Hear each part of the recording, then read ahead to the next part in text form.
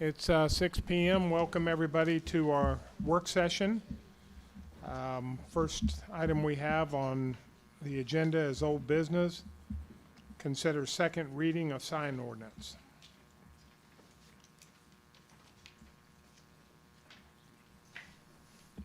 Evening, Mayor and Council. This is the second reading for the signed ordinance adoption. There is a public hearing scheduled for this for next week at 6 p.m. prior to the council meeting. There have been no changes or adjustments made to it, and a copy is available for review here at City Hall for anybody that's interested. There have been no changes as of now. Any questions or anything? Questions? Thank you. Item B, consider second reading of the rezoning case number 2026-R-01, Alma Coffee, LLC. Yes, sir. The applicant can't be here tonight, unfortunately, due to some family illness. There's been no changes to this from the last reading as well. This is a request to rezone portions of the Feathers Edge Winery property to light industrial and general commercial for the use of a coffee roastery, restaurant, and winery usage, and special event facility area. Again, no changes since last month. Any follow-up questions for this one? I'll try and answer them the best I can. Any discussion? Okay. Everybody got on the agenda? All right. Put it on the agenda. Thank you. And item C, consider second reading of proposed FY 2027 budget. Mr. Webber. Yes, sir. The public hearing was held on that this evening. There were no comments received. The budget has been on the front page of the website since following our previous meeting. It's a combined budget total of $8.9 million, 2.8 of that being in the general fund. A significant increase this year due mostly to the T-Splost, which is a new revenue stream based on the referendum that was approved by the voters last year. Fund allocation, as you can see, our largest budget is water at 32%, general fund at 31%. Interesting to note, fire continues to grow. We're at 10% of our total budget is spent on fire services. Should say fire and EMS. On the general fund breakdown, public safety is right now about 42% of the overall budget, with the rest of services broke down beneath that. On our SPLOST distribution, again, we have a fair amount of SPLOST that is allocated to debt. That is debt on the City Hall building, the police station building, Roberts Lake Park, and the Valley Street property. And about 25% is now allocated to public safety as well. So just looking to place on the budget for a second reading and final adoption. Discussion.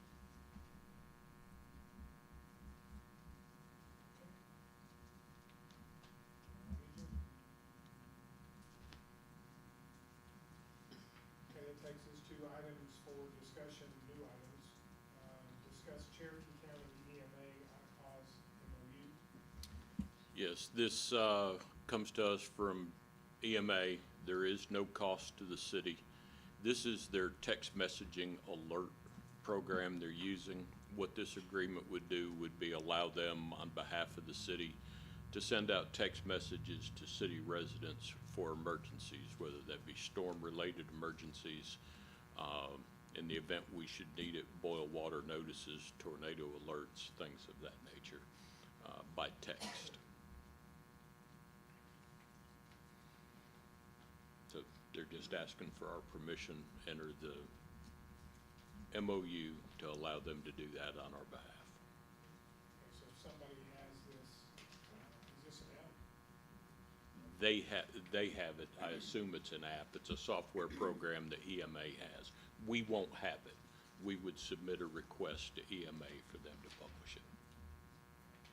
the only thing I would suggest is people in the city of Ball Ground probably don't need to know what's going on in Ackworth. So I would make it to where they're only notified, you And don't need to that's- open up at 2 o'clock in the morning for a wreck on 75. Right. So I believe they have that ability to shrink it, at least not just the 30107 area code, but so city residents, no disrespect to those that don't live in the city, but you don't wanna wake up or be alerted to something that's in Hickory Flat, and you may have family there, Right. but I think they have that ability. They do.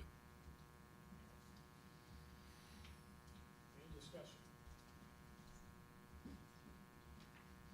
Okay. All right. Item B, discuss Cherokee County Transportation Facility Improvements, MOU. This is a MOU that was crafted by Cherokee County. It's a similar partnership to what we did on Old Dawsonville Road. This would construct a sidewalk from the Howell Bridge roundabout south to Sharp Mountain Creek.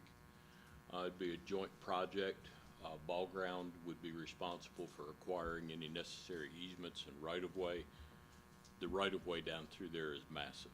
We're not gonna need any right-of-way. If you notice where the power lines are going south on the west side, top of the bank, we're not gonna come anywhere near those areas. We will manage the project. Ball Ground would pay based on most recent let projects. We're estimating that Ball Ground would pay $168,902 from our new T-Splost, with the county paying $425,928. But the percentages break down at 28% for Ball Ground, 72% for the county. So if the bid comes in lower, we'd both pay less. Bid comes in higher, we both pay more. So just looking to place this on the agenda and enter the agreement with Cherokee County. We would be responsible for design. Once it was designed, we're gonna have to bid. If it's cost prohibitive, you would have the right to reject all bids and walk away.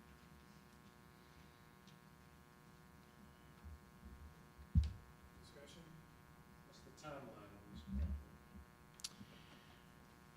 You know, I would put the MOU in place, and this, I'm disappearing, so I hate to say too much, but I'd give it a year. About 8-10 months from now, I'd start on engineering.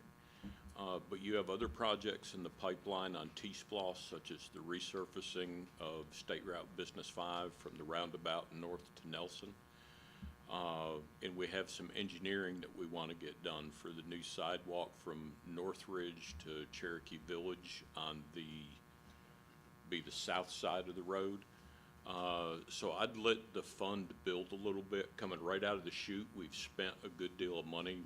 We'll see later up on Northridge, we did the sidewalk connection to connect about another 70 homes to downtown. We've already paved the north end of Valley Street. So I'd let the fund accumulate a little bit of money before I dove into the project full tilt. Any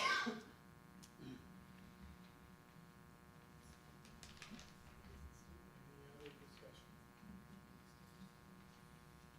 Okay, move on. What's on the agenda? Discuss ordinance amendment request for case number 2024-R and Robert -04, Two Little Hens Farm Community Development Trust. Yes, sir. This has come to us from the property owner. They have a condition that was placed on their rezoning ordinance back in 2024 for special events that are not related to agritourism, such as concerts, weddings, must be approved by the city council and the police chief. Then below that, it says the Ball Ground Police Chief shall review said applications and determine if there are any additional needs, such as the hiring of off-duty police officers for the event.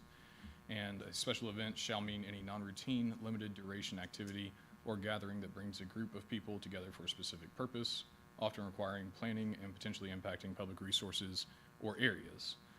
This property owner has requested the removal of this condition on their application. Should it go through, this will require 2 readings by mayor and council, as well as a public hearing available for any public input. And this the property owner is here tonight for any questions you might have for them.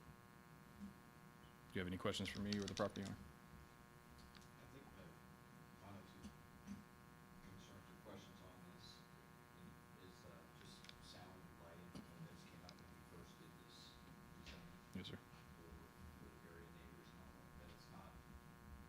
I believe there is a, Control and- there is another condition for lighting in there as well, and they will also have to adhere to our noise ordinance that is for the whole city at the same time. And amplified speakers, I believe, is another condition that's listed in there as well. Not so much that what's indoors, but somebody puts speakers outside. brings Yes, sir. a Party outside, Mhm. it's 8:30 at night. And we can modify this condition if we are requesting to modify it instead of complete removal. I would point any questions like that back to the property owner if need be.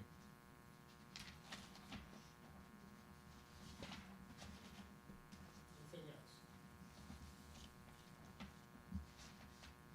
Okay. Moving on to the agenda then. It does go on the agenda, sir? Yes, okay, thank you. Thank you. Item D, discuss parking lot lease agreements and terms. As of this afternoon, we do have full concurrence from the property owners on the 3 downtown leases. The lease highlighted in red, that's the lease that would require an initial $109,200 capital investment from the city. That would be a 5-year lease during which we would make no payments because of that investment we had made. The lease also would start out, it has a 60-month amortization schedule because the property owner does want a right to cancel the lease. So if they cancel the lease in the first month, they would owe the city $109,200. 59th month, it continues to come down every month till month 60, at which time they can be done and we can be done, but it's paid out. But we would not make any lease payments because of the capital investment that we would be doing on the property. There are some other minor details in the lease that are nothing of major concern. Just we're agreeing to stripe the parking lot. We're requiring to put up the signage that says no trucks over 6 wheels. We're requiring to put a light on a pole there for proper lighting in the parking lot, things of that nature. The next lease is the one in green. This would early terminate our existing lease and pick up a new lease, run concurrent with the red parking lot lease for a period of 5 years. The cost of the first year would be $8,200, second year $9,000, third year $9,000, fourth year $9,600, fifth year $9,600. On the existing gravel or the orange lot, again, would be an early termination of the existing lease. It would bring it to run concurrent on the same 5-year schedule as the other 2 lots, with a first year cost of $9,800, second year of $11,400, third year of $12,600, fourth year of $13,800, and final year of $15,000. City pays taxes and insurance, city pays for lighting, and the city maintains. So, Gravel lot will stay gravel lot on that. gravel lot will stay a gravel lot. When was that to rebid? Didn't we have about 18 months? October. Oh, was it? Okay, I was thinking it was October this year, not next year. Right. And what's the cost increase?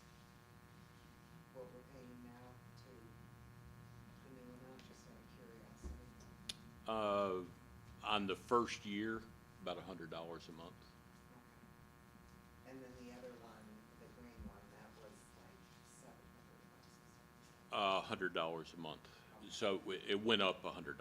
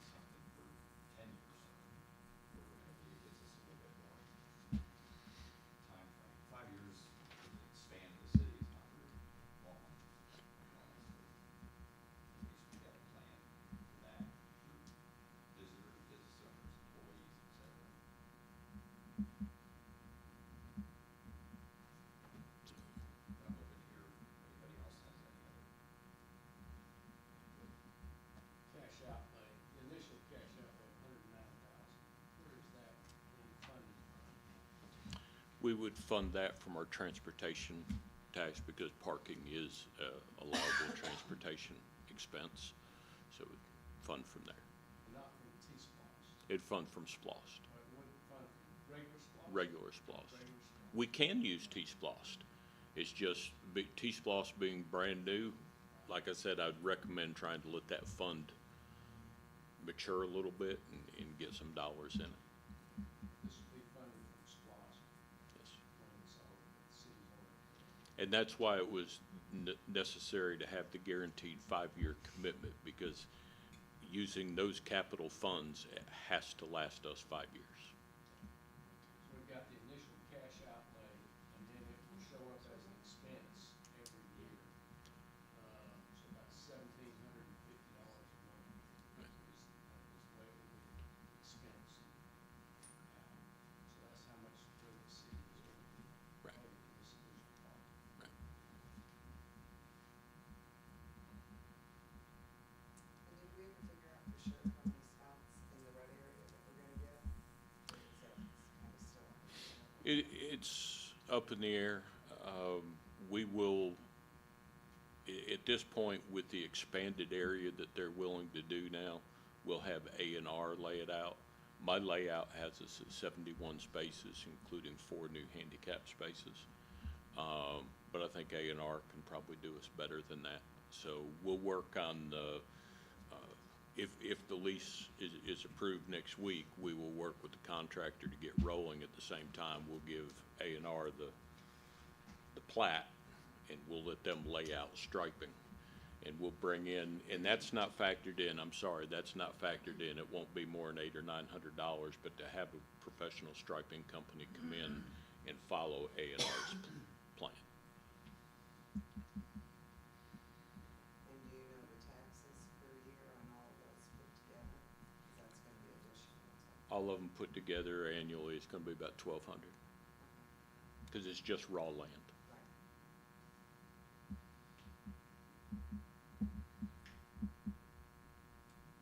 Any other discussion?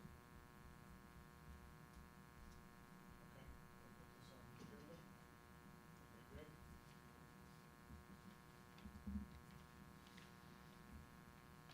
And item E, discuss potential demolition of 120-140 Valley Street house. So we bought this property last year with the intention of using for parking to augment downtown. We have received estimates on bringing the exterior of the home to some type of standard. There is zero insulation. The wiring does need updating. Crawl space needs enclosure. Everything, the best we can get right now that we're looking before they dig too deep in, we're looking between $250,000 and $300,000. On a lot of these old homes you dig in, you find more things that need to be done. So to make it usable, and from the planning retreat that we had Monday, I think it was a general consensus of how much money do we really want to put in a house that we're forbidden from leasing.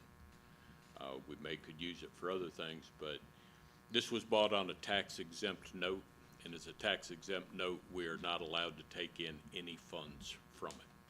So if we wanted to convert it to a revenue producing, it would change our monthly interest substantially. So we'd be paying about an extra $1,700 to $2,000 a month in interest to come out from underneath a tax exempt loan. So the thought is to go ahead and demo the house and create a temporary gravel overflow parking area there that can be used until such time as there's a full determination. And if I understood correctly from the retreat, that is only from the house towards the post office. Preserving the rest of that property, at least for right now, it's just green space and a little park area until a future need is determined for the property.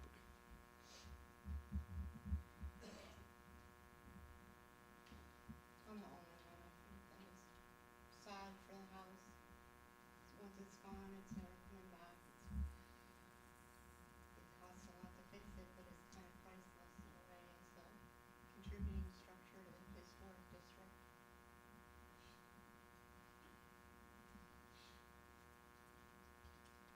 The economic feasibility of repairing it, bring it up to code, because we'd have to also bring it up to certain ADA standards, and it's just after you look at it, Yeah. you go up in it, and I forgot that it goes, but it just seems a shame.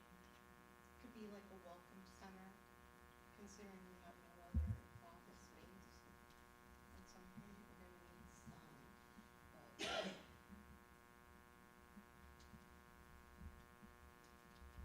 There are also future consideration, I think we discussed it briefly, going north on Valley Street, creating parking on the right side. And we'll work with, I have a draft of that, 22 spaces that picks up there of on-street parking. Again, that's something we will turn over.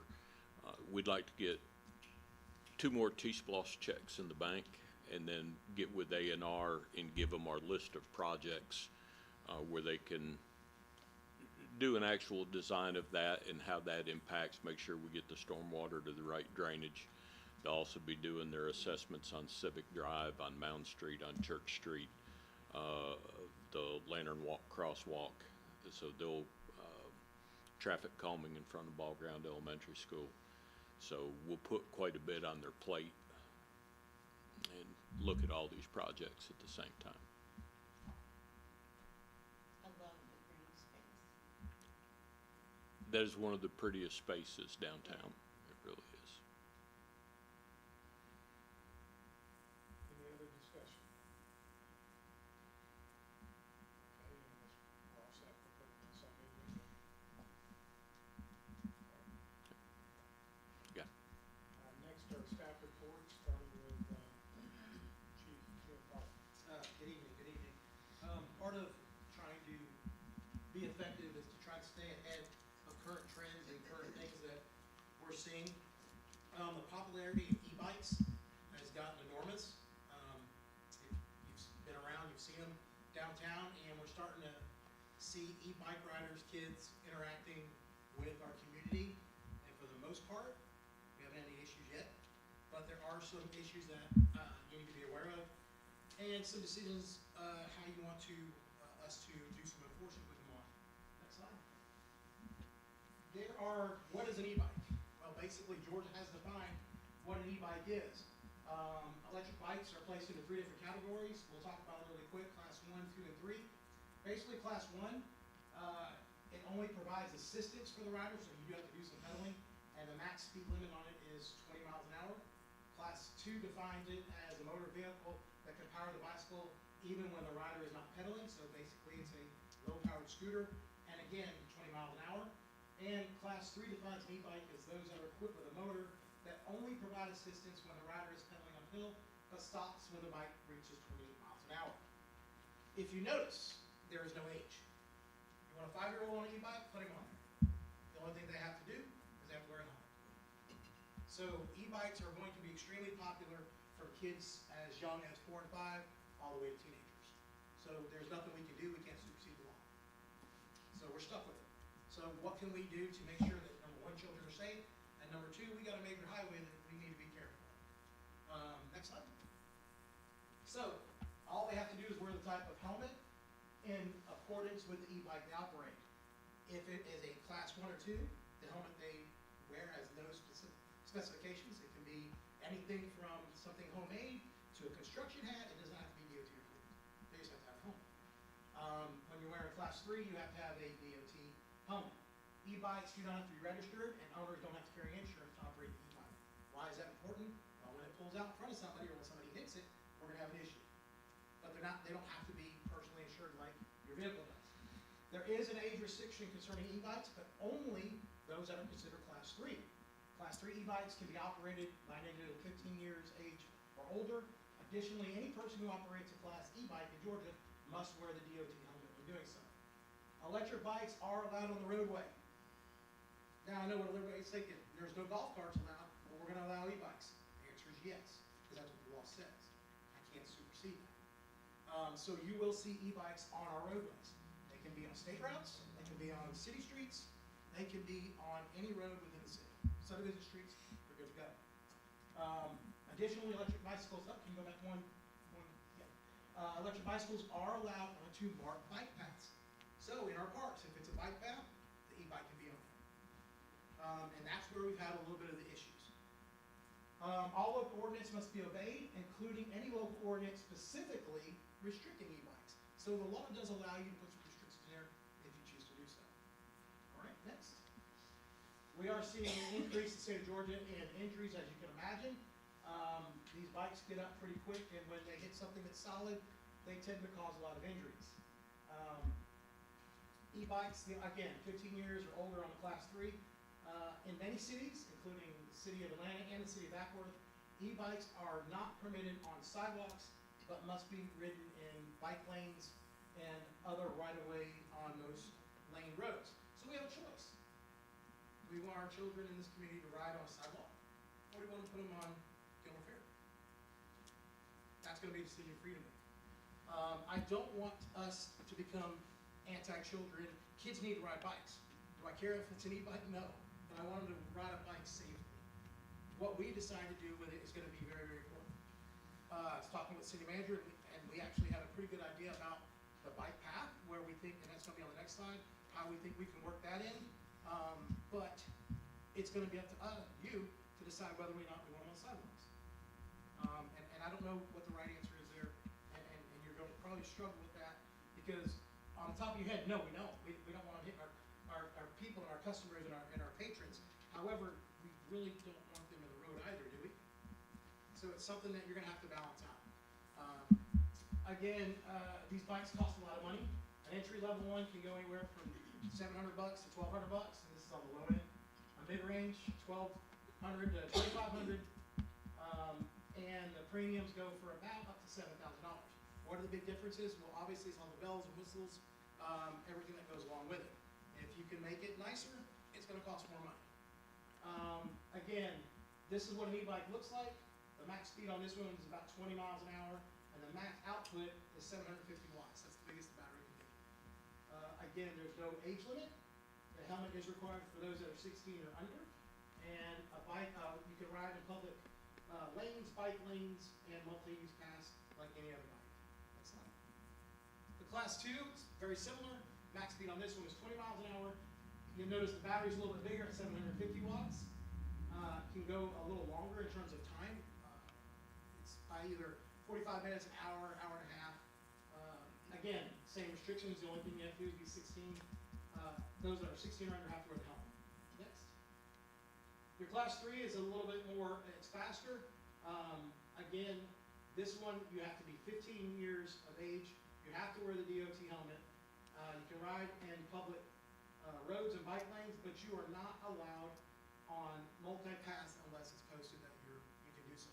So here's where they can't be on your bike path. And again, it's the bigger bike, it's the faster bike. Next. This is an electric motorcycle. The biggest thing here is you don't see any pedals. Okay, this bad boy, you have to have a license, you have to have insurance.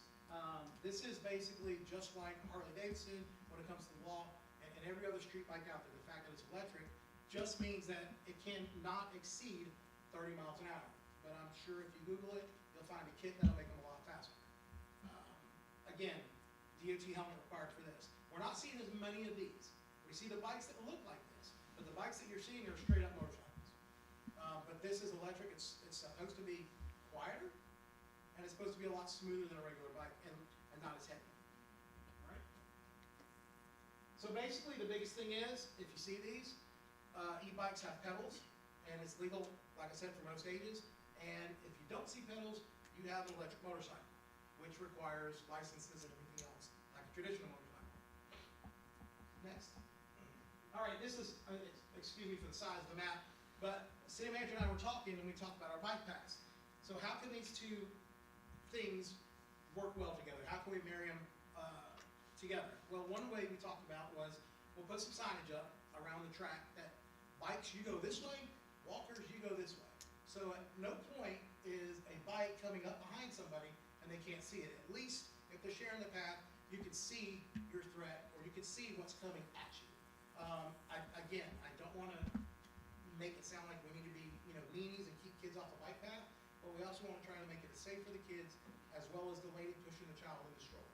That's what I'm more concerned about as well. And running up, everybody feels much better if they can see something coming at them as opposed to hearing it coming from behind. So I do think that there is an easy fix, a very low cost by putting some signage up. Of course, what we gotta do is we gotta get these kids and walkers to follow the signs. But at least we're doing something to at least, make it to where both things are compatible. So that was just something that Eric and I talked about, and we figured that would be a quick and easy fix. Some things to consider. Do we want these e-bikes on Roberts Lake? I don't want a mountain bike on Roberts Lake. But, again, that is a rough terrain. Those of you that have been on it, hiked it, do we want bikes on it? That's a question that I have for you. Do you want them on your sidewalks? That's a big question for council. I would love to get with our fabulous downtown manager, and maybe we shoot a PSA video that we can at least put on our city page explaining some of this. I don't want us to be that anti-bike community. Woodstock is catching a lot of flack right now because they put out a lookout or a bolo for 3 kids on electric bikes popping wheelies. That's not what we need to focus our energy on. We need to focus our time and energy on, okay, these kids are gonna have them, how safe can we at least try to make it on our part? And how can they blend in our community instead of being ostracized or blamed for things that they haven't done? Enforcement remains necessary, but it should focus on behaviors, not bikes. If people are riding these things in a very safe manner, leave them alone. We'll deal with the ones that aren't riding them in a safe manner like we do motorists. So I don't want this to come down on all people that ride e-bikes. Agencies are most effective when we prioritize high-risk conduct such as reckless driving, wheelies, illegal modifications, and those type of things. So if we monitor those and we can talk to these kids, we'll be better off. We have to make our expectations clear and our enforcement predictable. They got to know if they're gonna show out and be reckless, we'll handle it that way. And I think that we need to make sure that they know this. I think e-bike technology will continue to outpace legislation. We're always playing catch up in legislation anyway. And these bikes are only gonna get faster, they're only gonna get lighter, they're only gonna become more popular.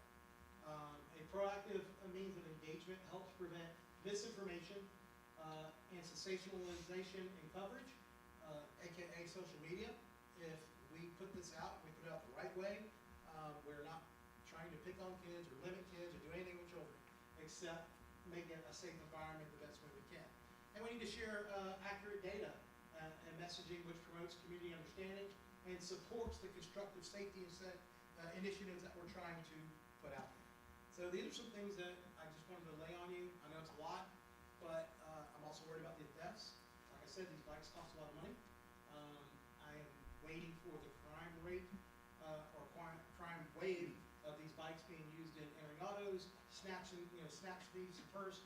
The outlet mall this Christmas, good luck, because you're going to have your thieves on these e-bikes because they can hit a trail faster than and as a police officer, you're not going to outrun them on foot, and you're not going to be able to chase them in a car because they're hitting bike trails. So these things are here to stay. It's just how do we want to deal with them in our community? I think we should be proactive with them, but also educational at the same time. But those are some things that your email boxes may start filling up, your phones may start ringing when people start seeing, especially in the summertime, parade time, 4th of July, things like that, where you're going to see our young ones in the community on these bikes. So just wanted to tell you what's going on in the trend.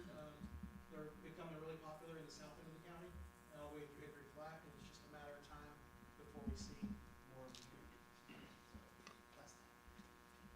The second thing that I would like to talk to you about, and I don't mean to dump this on the entire council, but I also did not want to, something this important, just meet with the Public Safety Committee and say, by the way, I need X amount of dollars. We can all agree that policing today, there's a couple things you pick up before you leave the house. You get your badge, you get your gun, you get your body camera. We don't police in 2026 without a body camera. And we all agree that body cameras are transparent. You can't be any more transparent than to see it live and in action. And that's what body cameras do, gives us that ability. Well, a couple things go along with body cameras, and that is the cost, the data storage, and the in-car camera. You may Many of you may not know that we have an in-car camera. Why is that important? Well, the in-car camera will capture the initial stop. The body cam will then take over as the officer gets to the driver's side of the door. If there's a foot chase or if there's anything else, the person's pulled out of the car, any one-on-one time away from the car, you have the inside car camera that would capture it, and more importantly, you have the body camera. I don't think anybody disagrees with the importance of a body camera. The problem is the cost of body cameras. We are at a critical point to where the body cameras that we are using right now have worn out their technology lifespan. The car cameras in particular. The car cameras, the last time we bought a car camera was in 2023. We've added 3 vehicles to the fleet since then, and we've been using cameras that were handed down to us by the sheriff's office that were put out to surplus because they had outlived their life expectancy 5 years ago. So we're working on cameras that are about 10 to 12 years old. There is one company that is pretty much cornered the market when it comes to body cameras, and that's Axon. They're fabulous, they do great work. About 98% of the state of Georgia uses Axon. And they're also the maker of our tasers. But like I said, it comes with a cost. And the reason why I bring this to you now is Axon's year runs out in June 30th. And they have given us a proposal of a 5-year plan that covers the body camera, the car camera, and the taser. Everything is under warranty. There is, all the installation is covered. There is a camera refresh in 24 to 28 months, meaning that in 24 months, they come get this from you, even though it's working perfectly fine. They take this one away and then give you a brand new one. Just in warranties alone, we spend more money in warranties on these things because their warranty's gone in 24 months. So Axon comes in and gives you a brand new one, plus you get a 5-year warranty on your car camera, 5-year warranty on all your tasers. The taser alone runs about $4,000. This right here is $4,000, and your car camera runs about $6,000 per car, per officer. What they do is very much like a vehicle. You sign the contract, which is why I wanted to bring this in front of all of you, and you pay a yearly payment, a one-time yearly payment, broken down into 5 different years. It's an expensive product, but we can't support this anymore. This goes to a server, which, as you can imagine, servers go down. Servers cost a lot of money. Axon goes to the cloud. The cloud is included in the price. We don't have to worry about the cloud going down. We don't have to worry about ETC or another third party that has access to our server. If we have a serious crime and it goes on that server, I can't guarantee you that it won't get out by a third party. I can guarantee you Axon's not going to release it. But I can't guarantee you that a third party can't type into our server and release any kind of footage that we don't release. Right now, they could. They very well could. Palmer knows all.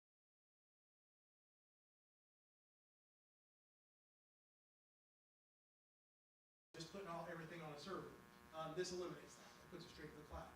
So to cut to the chase, the city manager has been a godsend for next year's budget, which starts in a month. We have 95% of the money set aside based on some work that he's done, and it gives us a whole full 12 months to look at my police budget for 2028 and see where we're at and where we can find the additional monies that we'll need for years 2, 3, 4, and 5. What I'm asking for is to allow us to enter into a contract based on council and city manager's approval to where the money's covered for this year, and then we work within next year's budget, the years after, to make sure we can make that one-time payment that will be due every September. Roughly, you're looking the first year at about $40,000, and then each additional year about $40,000 to $42,000. We got some rough numbers, but the initial quote came in at $237,000 over the 5-year period, and we sharpened some pencils and did some things, and we're down to about $195,000. What's your next thing, Cameron? We would be able to use the funds from RISD 100% to offset and to go towards this 100%. Yeah, $200,000 over 5 years. It doesn't seem like a big deal. The sheriff's office is entering a contract with them, $38 million over 10 years. I think we're looking pretty good at 200K. These things, and again, the reason why there's gonna be so much, obviously, more people, more cars, but these things can do wonders. It could take an officer to keep them on the street longer. It could take what was exchanged between the parties, and AI writes the report for the officer. I mean, so just in busy, like City of Atlanta, Gwinnett, busy places, the officer doesn't have to write the report. This has the capability, and of course it costs, capability of writing that report for the officer, so it saves some time. This right here, if we're dealing with somebody that doesn't speak English, this will automatically translate from what we're saying to them to Spanish, and what they're saying to us to English. That's invaluable. I don't have a translator standing beside me. So that is something that this offers. It integrates with all our computers. More importantly, it allows us to operate safely. We don't have to worry about the cameras going down. We don't have to worry about being supported. Something happens, we pick up the phone, we call them, they take care of it. We are the only agency in the county, much less the metro area, still using Motorola. Motorola makes a great radio. They should have stopped there because they don't have the support, they don't have the expertise to keep up with these. We are getting, if we decide to go with this, our tasers are set to expire. None of them are under warranty because the warranty on the original taser was 3 years. We will get brand new tasers. They will have warranties for the entire 5 years. The good thing is, after 5 years, we don't like it, we're done with it, we walk away, we own the equipment. It is ours. There's no, well, you owe us this, you owe us that. The hope is that we will say in 5 years, hey, that worked out great, let's do it again. We're gonna get some trade-in value on some of the stuff that we have. So, like I said, I've been wheeling and dealing. Gary Lane will be proud of me. I got them worked down from a bigger number to a number to where at least, I know for this year, the first year, we can at least pay for it with the current funds that we have. I'm not asking for any more monies dramatically for this year. I believe that we can find just about all of it for the first year. What I'm asking for is to consider this, and we do have to act by the end of June. We don't have to have a check to them or anything, but we have to have an agreement. They'll take a verbal agreement, and then billing would happen sometime in September. Any questions? I know that's a lot. You can also apply for some grants like for Burma. Have you done that? We Will you look be into doing that. We are, as crazy as it sounds, we're almost too big as a county to qualify for some of these grants. And some of the. Burma should just be basically a gimme, they'll give it to you. Will, and we've started that because Gonzalez is the safety officer, so he can apply for a reimbursement, about $4,000. Right, but something's Yeah. better than nothing, Yeah. so. And again, based on that 4 years, it may just be a, X amount per year, or it may be a one time, which would be fine to help offset it. But yes, Well, you can apply each year for that. yes. Each year. you can apply. I don't know if they'll grant it to us that year or if they'll do it at one time for the contract. Either way, if we can get anything back, I that'd be believe it's fine. yearly. Yearly? Yeah. Yearly, You- and it's a very simple one-page Yeah. application, you send it Well- in and you get the check, so. They, okay. They, Did they change that's it? their sales pitch. The application is one page, but the items it lists take Yeah, but I know extensive. I know the body cams, Yeah. the car cameras, all that. They but- won't accept guns. Yeah, they won't do yeah. guns, but They won't do kind of where we're at in this, and correct me if I'm wrong, but as I understand it, the whole premise on the thing with Motorola that is starting to wear thin is the officer was supposed to be able to pull in the parking lot. Video should automatically download to the server, not running around with a bunch of thumb drives and coming in, putting things in porting docks and whatnot. As this equipment is aged and things with Motorola, that's not happening. So our officers are back having to download videos. If the DA needs something, it's getting it on a thumb drive from the server here and taking it down. What we had budgeted this year on that, the PD server lived its lifespan. We put $35,000 in the budget for the new server that houses their videos and whatnot. So instead of running a server, take the $35,000 and go towards this equipment would be cloud-based and do away with the need for the video server. With that, we know that when school starts back, we're only looking now this year for about another $5,000, which we could line item transfer from another area in SPLOST to cover that. But the goal of Red Speed on Valley Street is not to generate revenue, it's to achieve compliance. But you will get $4,000 or $5,000 from that in the fall that makes that purchase for this year. So we have a method to fund it this year, swapping out the server for doing this. Just a couple other things. With this camera, it gives the PD supervisors the ability to remotely, when an officer's on a traffic stop, to watch what's going on through that body cam.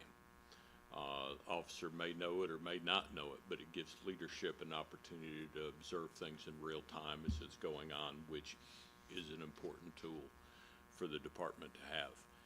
The ability to have it refreshed in 2 to 3 years also knows that by the end of it, we should still have good equipment. I'll guarantee you in 5 years, you're gonna have something bigger and better and wanting you to trade all that in and go with another platform. What we have priced does not include what Chief was describing, the automatic ticket or automatic report writing. That's a whole different level and more expense. So our officers would still be writing their own reports. But it's It will just, take some time administratively, because we won't have to do those thumb drives. What'll happen is, a DA's office, you wanna see, hey, tell me, can I see that body camera? You sure can. Let me email you the link. It sends you a link. The link is now yours. You have 30 days to look at the link. We need to resend it, we can. But it takes administratively, you don't understand how long it takes to find the video, pull it off the server, put it onto the computer, get the, I mean, you're talking a couple hours for each video. So it does give us that ability there. It also gives us the ability for the 911 center and Arctic, the real-time intelligence unit. They can actually, based on our Axon cameras, feed us live video of a building. Whatever they're seeing from the sky, they can feed it through our computers because we're running the Axon system. Right now, we can't do that. So before we even get to a scene, whether it be a lost child, a fire, something that's dangerous, we can see stuff on our terminals and our computers before we even get there, and that's huge. Especially traffic crashes on the interstate, things like that, stuff that they can pick up off flock cameras, they can send them straight to our MDTs, and the officers are looking at something before they even do it. So again, this is, this piece of equipment, probably cost them $1, $1.50 to make, and then they mark it up. But unfortunately, this is the day we live in, and I can't go with back up on this for sure. We don't want to work without this. At first everybody was really against them. The guys, this is, when I tell somebody, they tell me their awful story, I'm like, well, come on in, we'll sit down and we'll watch the video together. I have yet to have somebody come in and take me up on that. And that's just, you talk about transparency, it doesn't get any more transparent than this. And the guys know, if they don't, and they're very, very, because the lights, you turn your lights on, the camera comes on. So, there is no, I forgot to turn my camera on. There is none of that. So again, this is becoming our safety net, believe it or not, as well as gives everybody, they want to see it live, they want to see everything. Okay, here it is. And we don't hide behind it. But I know we got a little bit of time, a couple weeks to think this over. I hate to drop that on you at one time, but I felt it was important to get it out to everybody rather than email, and if you have questions and anything else. And with Eric still being here, and him, working the magic with the budget, I wanted you to know that we felt pretty comfortable that this year was going beyond. We'd have to do some shuffling up on some line items in the future. Okay, that's a question. Yes, sir. Have you applied for the GACP technology grant? No, sir. I will. I did in 2014, and got $10,000, Yep. stuff like that. And it will help you with some of this technology. This bid and stuff from them, they started pushing it probably Tuesday, Wednesday, because they want to close their year out with a sale, and I get that. But they started throwing these numbers, realistic numbers at us Tuesday to Wednesday. So, but yeah,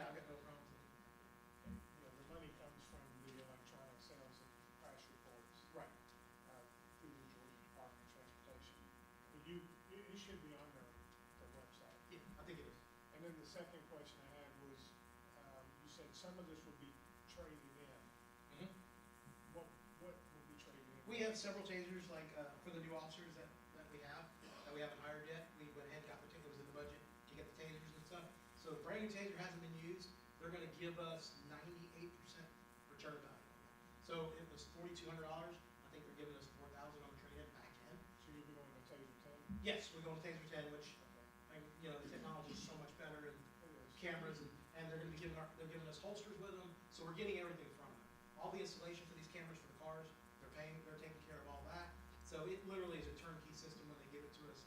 It literally, all the software to edit, you know, to blur out children and things that need to, it's all included with that.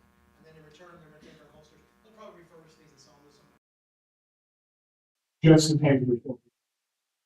Correct, yeah, we only buy cameras, we want to repurpose these throughout the city, if we want to give them out to somebody and we keep our third, or then absolutely. Yeah, they use it. Yes, the car camera, I mean, that technology running on 12 years old now, but we'll throw it out there, so they might get it for performance. WatchGuard. Same thing as, this says WatchGuard, but Motorola bought WatchGuard. And then it went downhill ever since.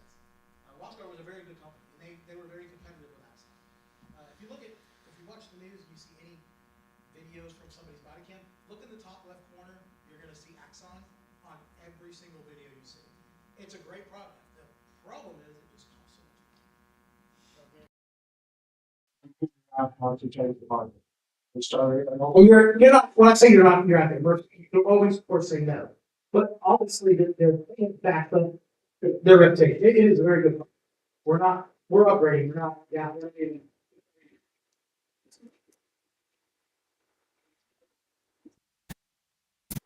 I'm gonna take a break this here, but I can do it. Yes, and we just want to know what the figures are. Yes, Right now, it's 195,055, and I'll But- get it a lot. we'll finish locking it up and get it out to everybody. Okay. Thank you. Yep, thank you. Sorry it took so long. That's all right. Appreciate it. Okay. City manager report. Good evening. I have gone through and added a couple of more developments that are coming into the city onto our total count now. They are working towards either land disturbance or final plan review, so that's why our numbers this month have increased slightly. But I will go through each one of these individually, kind of explaining where we're at in each development so far. Malone's Pond, it is single-family detached. It's Marble Tree. Malone's is zoned single-family detached. It's there's zoned CCR and 66 units. They're 55% permitted, about 4 permits were pulled this past month for that development. Marble Tree is also single-family detached, zone T and D. It's 88 units in their total, at 56% permitted. I'd say a handful of permits were pulled this month as well for that development. Valley Park Townhomes, they're zone T and D at 27 units. 11 of them have been permitted and built at 41%. They have not pulled any permits on that recently within the past month. Ballground Brook, these are the townhomes kind of across from Marble Tree down south of the roundabout. They're also zone T and D at 43 units. They paved the roadways towards the end of April, beginning of May, and I've been working with their developer, who is working on their elevation plans for the homes that they're planning on putting in that development currently. We're in correspondence this week regarding what the elevations would be for that development.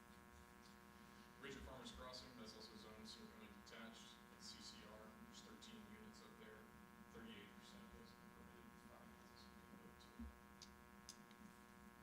Heritage at Farmers Crossing, probably noticed that they started forward on their next set of townhomes. They're zoned CCT at 17 units. They had purchased all of these permits at one time, that's why it's 100% permitted. They're just working in phases now to get that second phase up and built. This might be more for Jamie, but can we get them to move their stuff out of the parking spaces? I noticed that today. Talking about all the lumber? Yes. No, I had them put it there. They had a delivery the other morning when it was raining like crazy and Well, muddy, yeah, and but- we were gonna have mud all over the street from them backing in. So we let it set there, let that pad dry a little bit, and they'll move it. Yep. Cause I guess it's dumpster day on Saturday, and so it's gonna be a lot of traffic. Yep. Cause you, Next is Buckley Station, that's single-family detached, zone R30. They've already pulled 12 permits, they're moving right along, and they pulled 10 permits within this past month. I believe it was 10. 139 units total in that development. And then 1882 at Old Canton is also single-family detached. It's 17 units, 10 units have been permitted, and I believe around 8 have been under construction currently. Some of the newer ones that we're adding in now, that are coming online, Roberts East Development is single-family detached homes, zoned for R20. There's 80 units in there, it's 0% permitted, but they're doing land work right now, kind of prepping the site, getting ready for development, as of today, which was early this week. Old Mill Phase 3, same thing as Roberts East, is zoned for R15, it's 35 units going in there. No permits approved as of yet. But again, they're doing all the land development planning for it right now, getting land ready for future vertical development. And then the Southern Sky